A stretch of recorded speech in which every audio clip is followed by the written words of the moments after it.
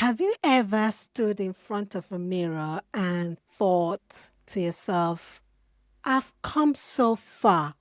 Now what? Maybe the head pain is not as often as it used to be, doesn't come as much as it used to be. You're finding that you're not stuck in a dark room under a duvet as often as you were once upon a time. You're not missing birthdays, your friend's wedding, that anniversary party. You are able to attend many events. You're finding that life seems to be a lot better.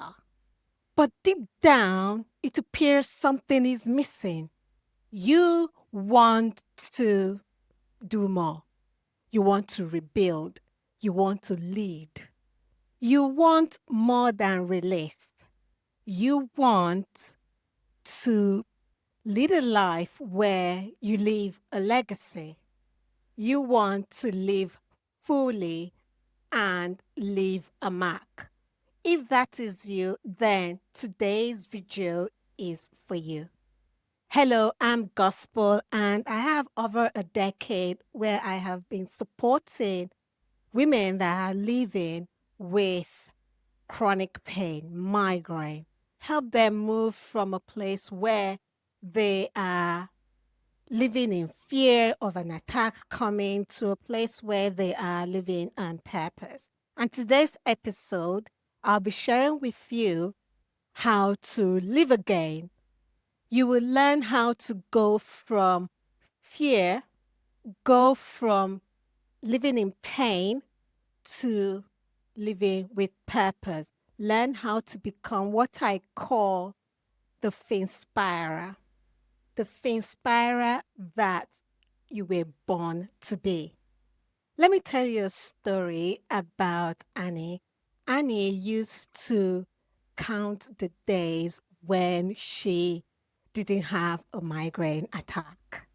And today, she's counting the days when she helps women thrive. She now counts her days now by how many women that she has helped to thrive in whatever aspect of life that they choose. I remember one time when she said to me, Gospel, I feel like I am standing over a bridge, one foot in recovery and the other in wondering what my purpose is next, scared about what the next step would be. She was in a place where now she's having less attacks and more in a phase where she's living her life purposefully. She's got her days, like I mentioned, planned, counting her days based on how many women she's helped. She mentioned to me that sometimes she just feels so scared and she wonders, she feels scared to think because of fear that if she thinks too hard, she'll trigger a migraine. And she asked me, have I experienced such a thing?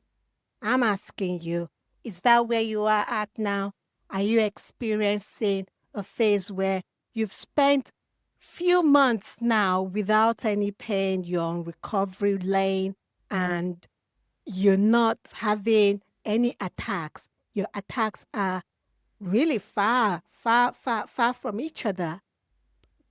But yet you're still feeling at the back of your mind this fear that if I should do anything tasking on my brain, if I should try to think hard, you're afraid that it might trigger a migraine.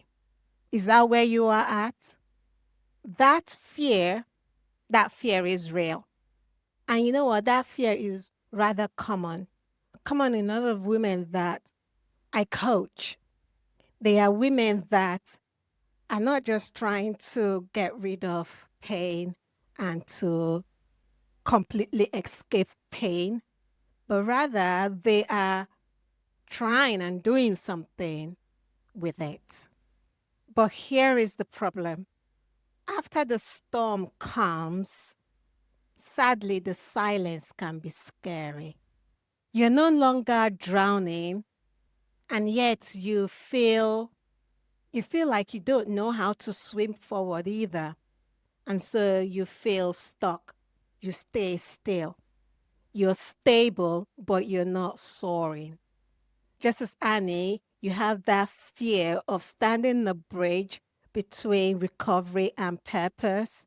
And you are in that state where you are afraid and thinking about what if. Many people are in that phase. You're not alone. If the idea of focusing really hard on a project at work or helping your child with that assignment or that homework that they've come with, and you are worried about taking on any mental task that just because you think that it might cause or trigger a migraine, you're not alone. There is a name for that fear that you're feeling, and that name is called cogniphobia. That feeling of anxiety, that feeling of fear because you might think that a migraine will come, has a name, as I mentioned, called cogniphobia. And you might be wondering, what is cogniphobia? In simplistic terms, cogniphobia is the fear of mentally tasking your brain. You are in that phase of avoiding any mental effort.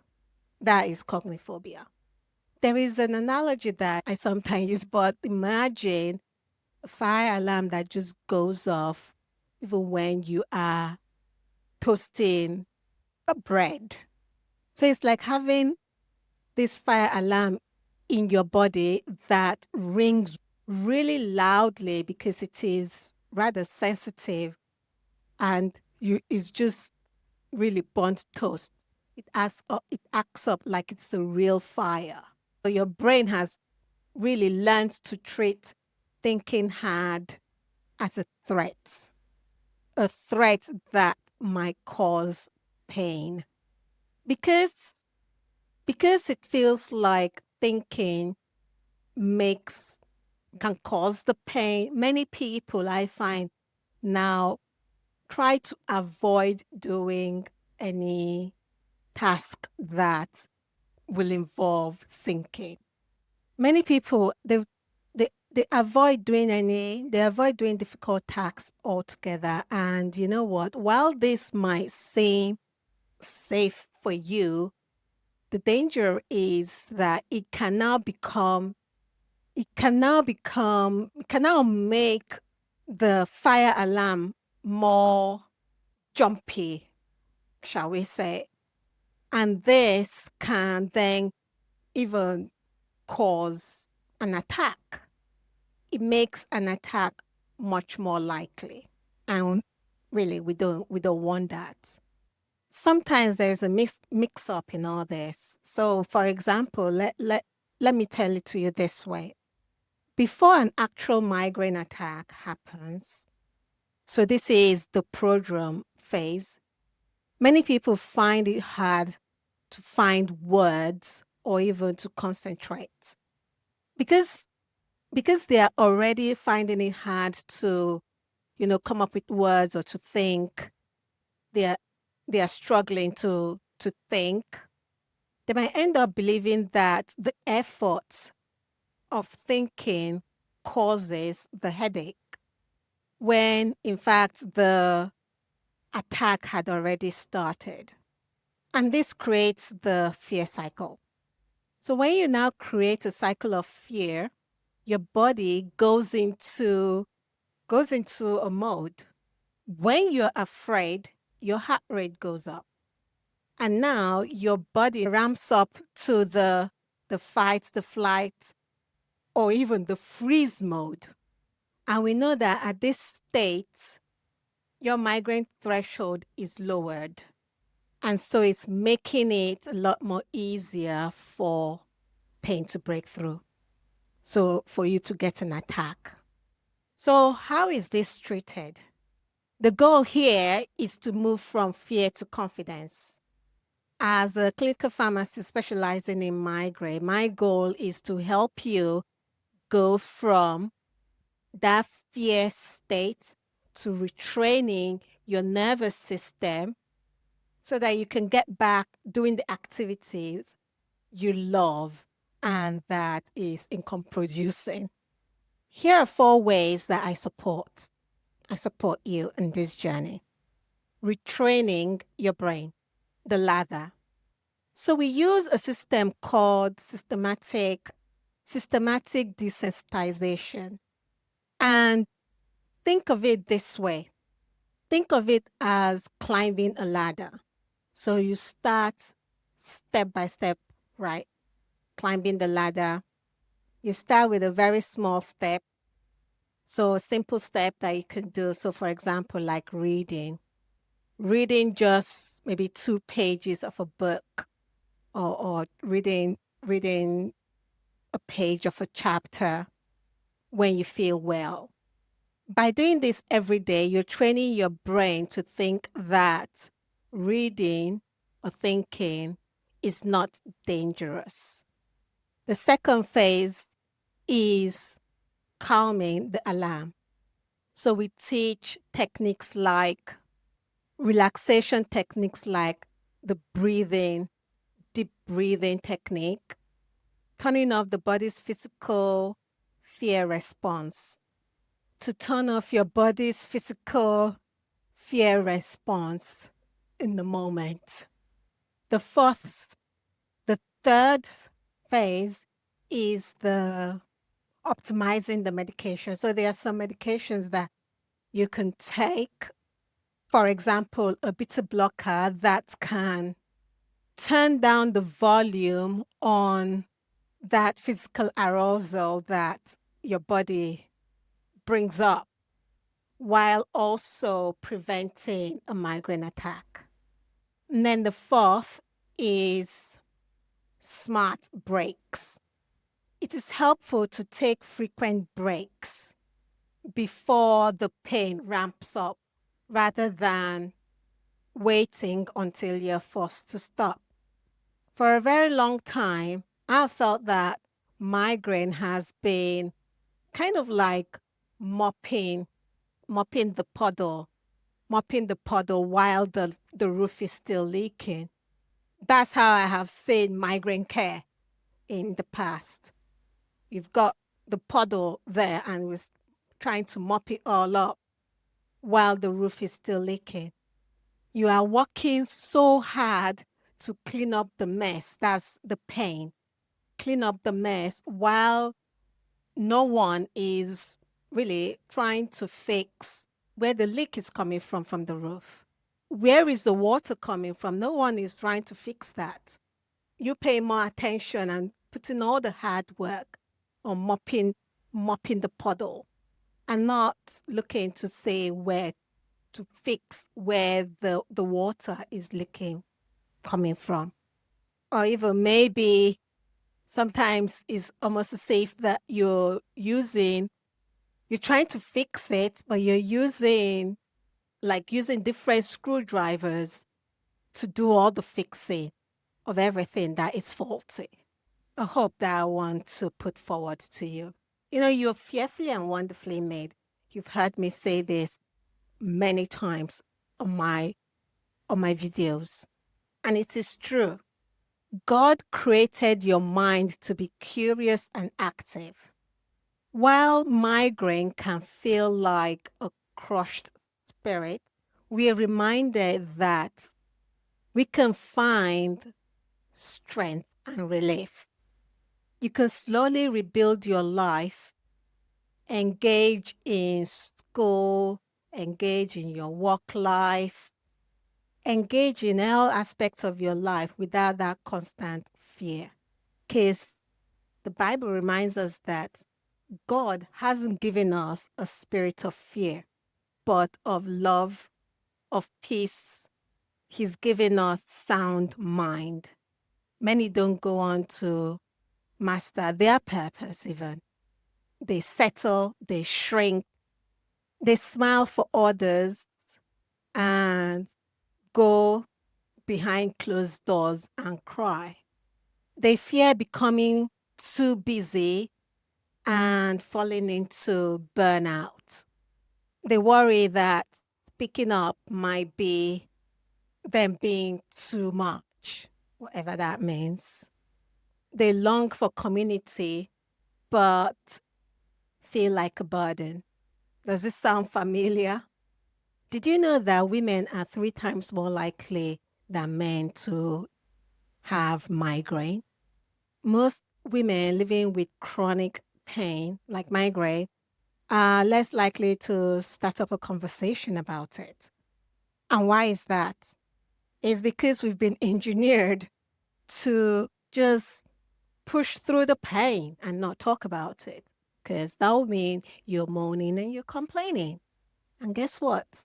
Good girls don't complain. Strong women don't complain. And FYI, we are not feminist women. We are taught to hide our pain and not harness our pain, or not harness it at all. Not deal with, just hide it. But let me tell you something. You're not just here to heal. You're also here to help others heal. You're not just here to be a survivor. You're here to be a inspirer. Think of a butterfly. It doesn't just start flying once it gets out of the cocoon. It waits, it rests. It's ready, it comes ready, and then it flies. And the beautiful wind it creates changes everything. That's what happens when a woman like you stops hiding their healing journey and starts sharing it. And this is why I created the Migraine Relief program. The Migraine Relief Challenge is it's not just a course. It is a 5-day intensive challenge that we go through together live every single day. In this 5-day challenge, we help you to build lasting habits that supports your health. You strengthen your voice and your leadership. You find faith-rooted community that gets it. You turn your pain into purpose and a platform. And this is your next step. It's not just healing, but also we want to be honoring your story. So imagine you're now mentoring other women. You are speaking at events. You are finally sharing your journey, not from a place of pain, but rather from a place of purpose, a place of power. You feel anchored in your faith and you're looking forward to your future. You wake up and you say, this is life, this is purpose, and I built it. Now, let's be honest. If you stay stuck in the I'm okay zone, you wake up 5 years from now still living in that cycle of fear. You will watch years fly by without you stepping into your calling. If you feel that tug in your chest that is saying, surely there is more out there for me, don't ignore it. Are you going to stay silent when your story needs to be heard by somebody? Just one person it needs, that you could change their life. Missing your calling or living within your purpose, that is a grief that no medication can treat. They might try to treat it, but we both know that no medication can treat a particular type of grief. So I'm going to leave you with this question. What if this pain was never meant to end my story, but to launch my legacy?